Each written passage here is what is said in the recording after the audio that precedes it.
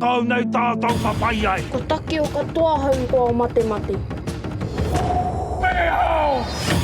Whai tonua au kāwha!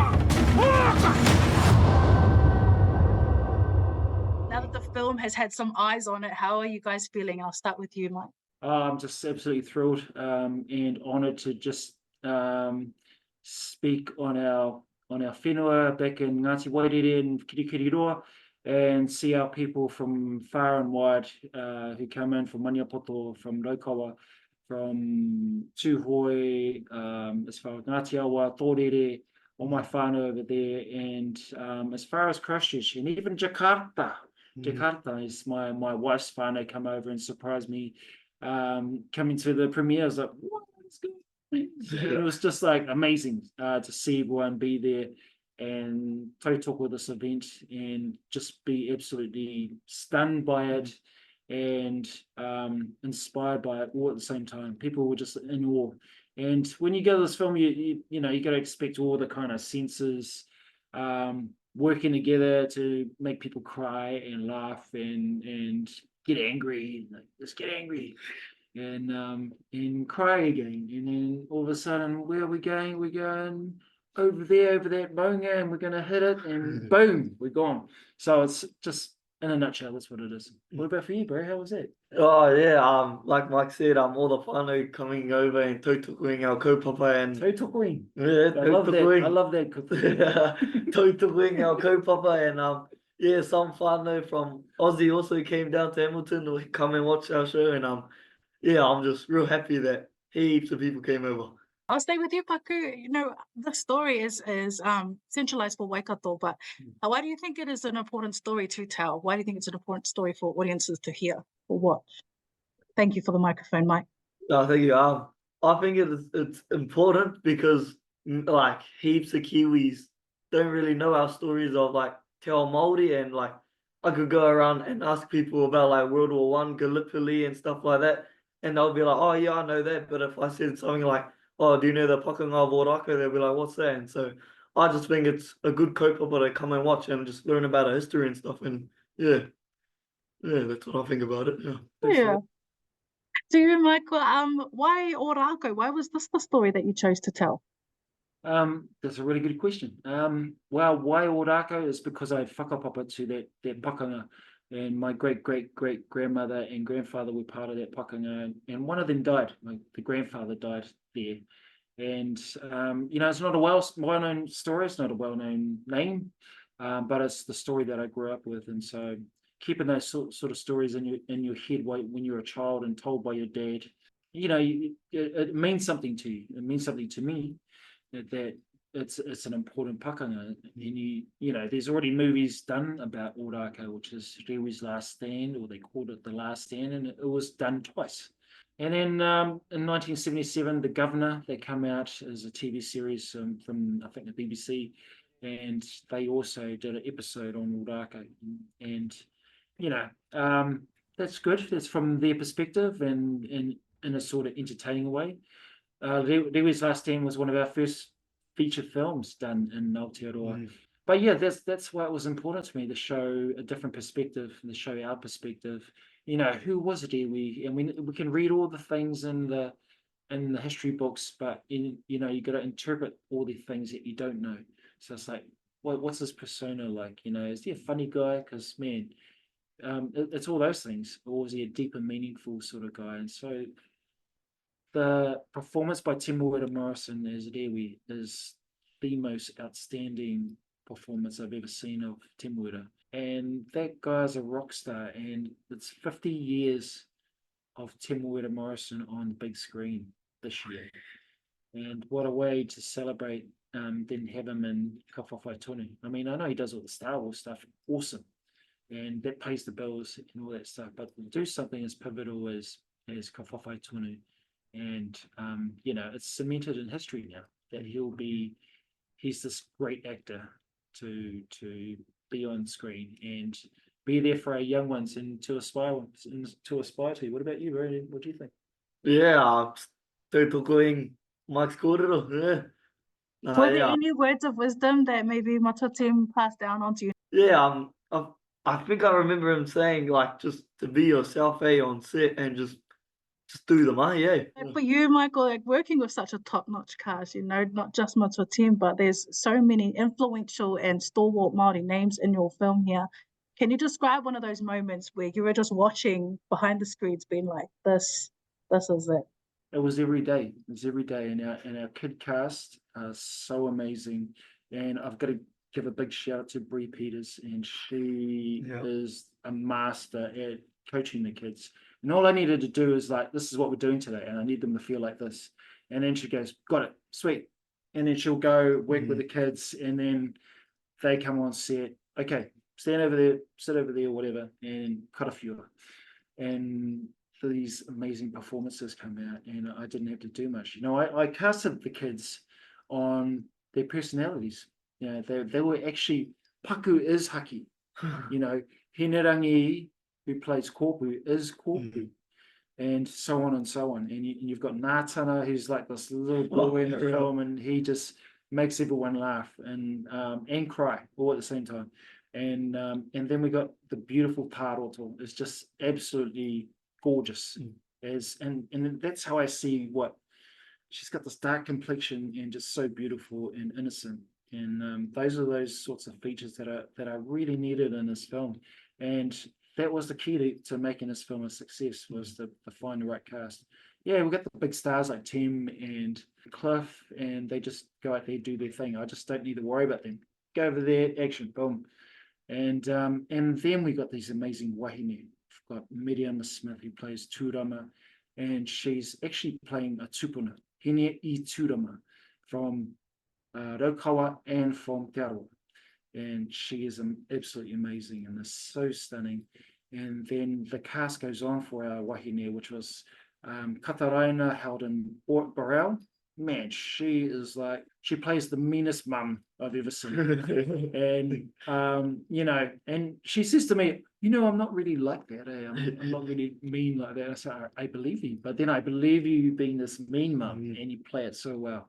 And then we've got Ria Paki, who also plays this mother with our Pepe, and she is really articulate and cheeky to Paku's character Haki, and she just goes all out. You know, I always said there's no weak wahine in this film. You know, they're all strong, and we're going to see that.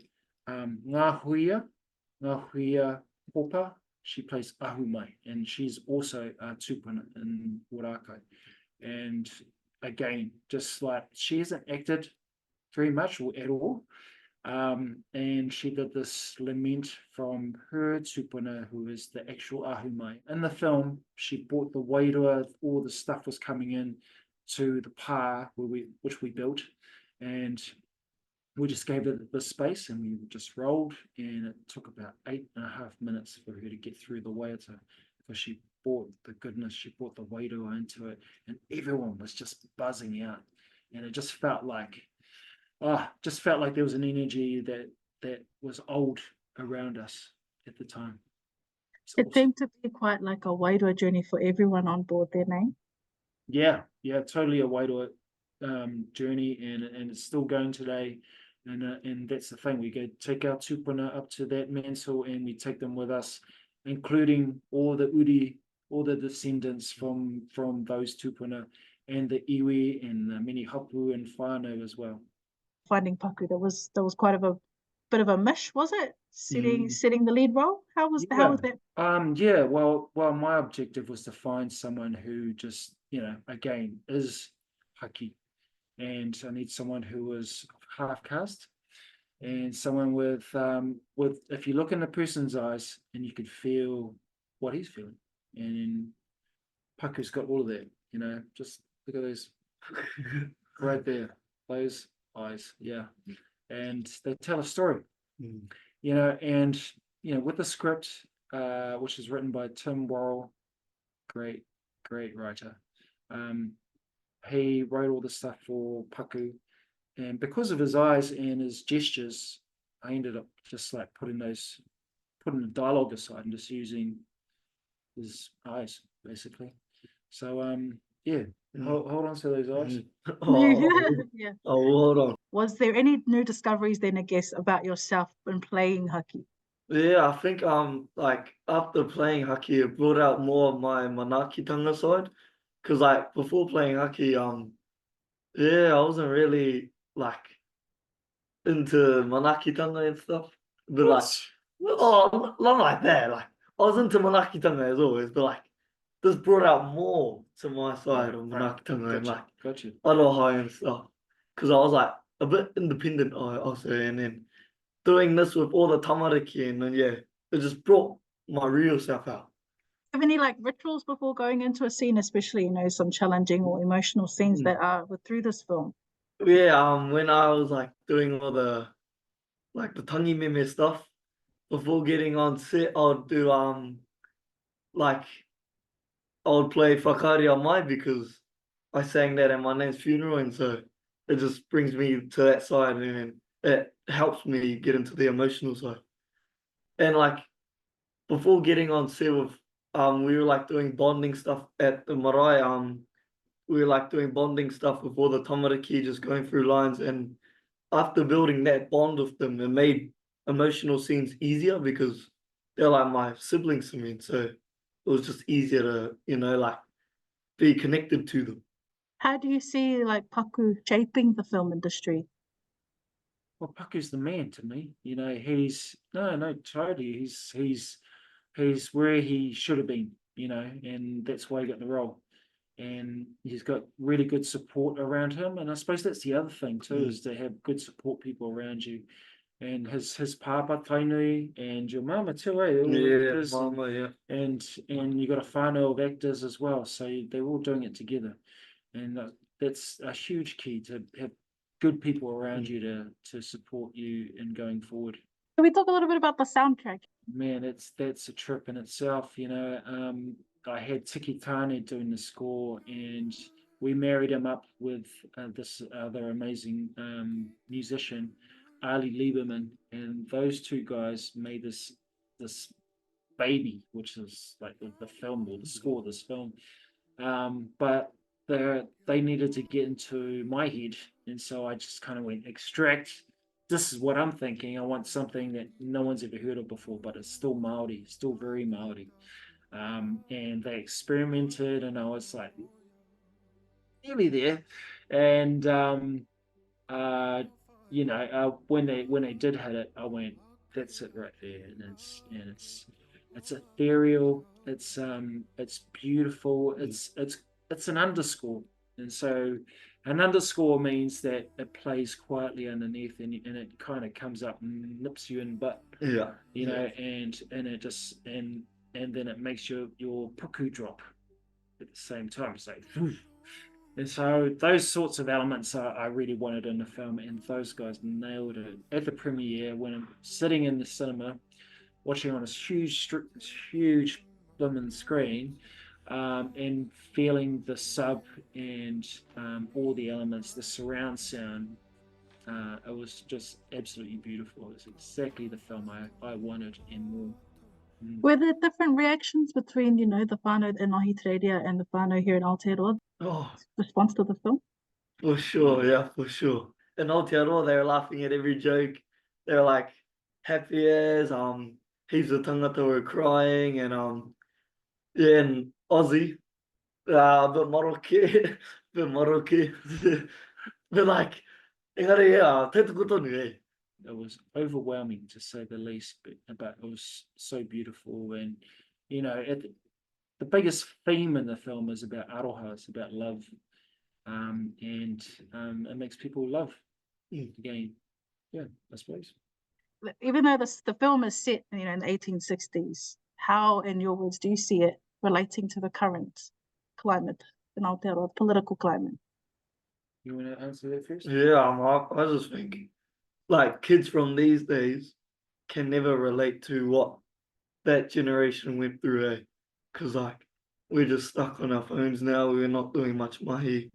But like, yeah, those kids back in that generation were mahi hard every day, going through pakanga, and yeah, I don't think we could ever relate to them.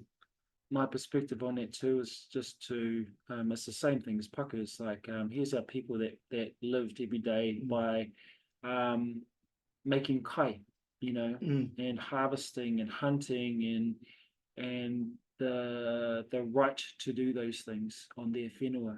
And then all of a sudden you have an enemy come in, the Huariri come in and try and take those things away from you.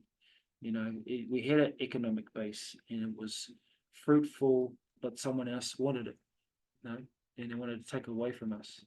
And so as I reflect on that,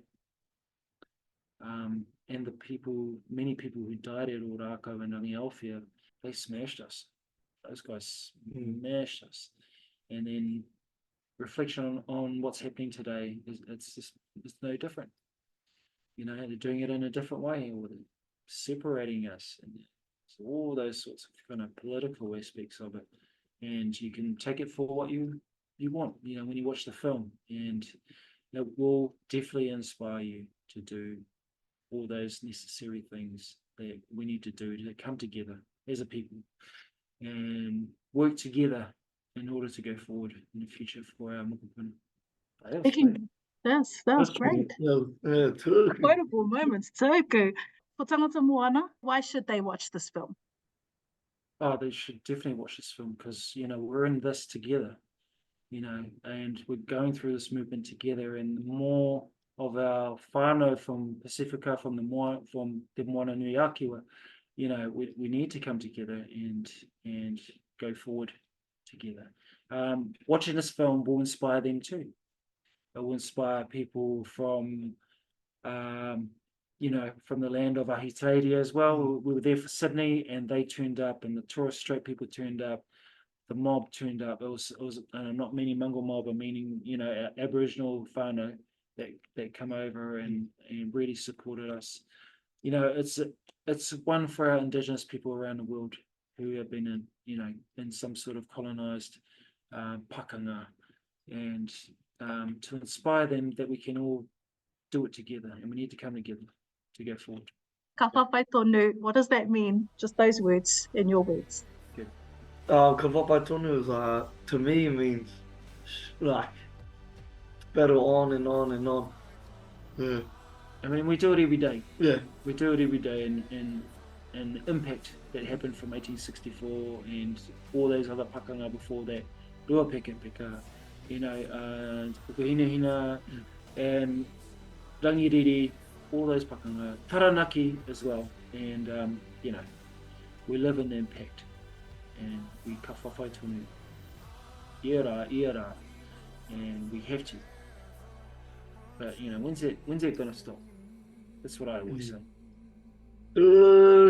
Zuku, hard out. Yeah, but or everyone's be like posting, we on. Oh, we on. We on.